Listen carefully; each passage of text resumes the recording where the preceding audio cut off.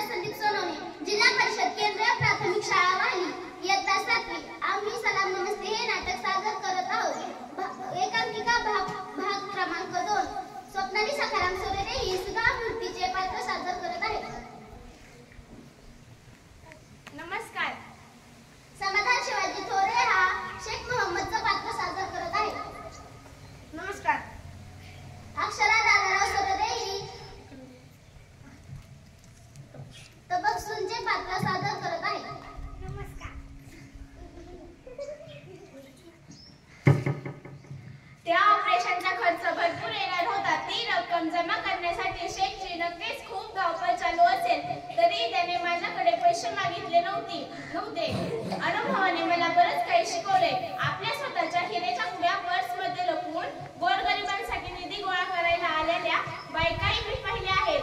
आपल्या मुलांना शिष्यवृत्ती मिळावी म्हणून ते अनाथ असल्याचे दर्शवताना काही सदन कुटुंबातील आई वडीलही मी पाहिले आहेत.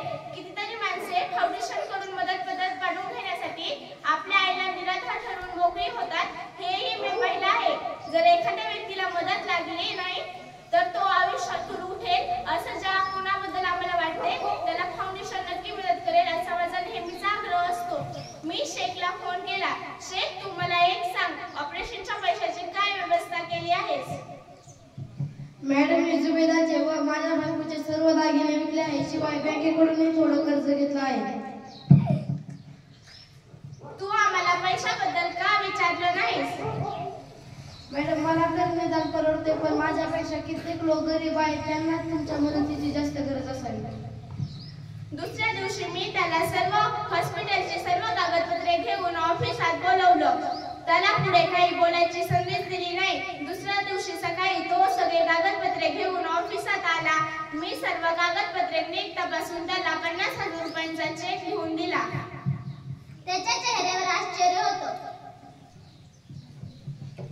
मॅडम, तुम्ही इतके पैसे देता मला असं वाटलं नव्हतं. माझ्या संकटात तुम्ही आपला माणूस असल्यासारखं माझ्या संकटात तुम्ही धावून आला. हे असलं बोलणं मी सहजा फार मनावर घेत नाही. कितीतरी गरजू माणसांना मी मदत करते व त्यांची गरज भागली की ते बोलायचे सुद्धा कष्ट घेत नाही. बरेच दिवस लोटले. ऑपरेशन व्यवस्थित पार पडल्याचा निरोप शेखनं आमच्या ऑफिसात ठेवला. आमचंही त्याच्याकडे काहीच काम निघले नाही. एक दिवशी मी ऑफिसात पाऊल टाकलं तेवढ्यात रिस्पेक्शन काउंटर पाशी शेख उभा होता. त्याच्या बरोबर एक 4 वर्षाची मुलगी होती. तिच्या अंगात साधा सुती फ्रॉकच होता, पण झालरी बटणे वगैरे लावून सुरेख शिवलेला होता.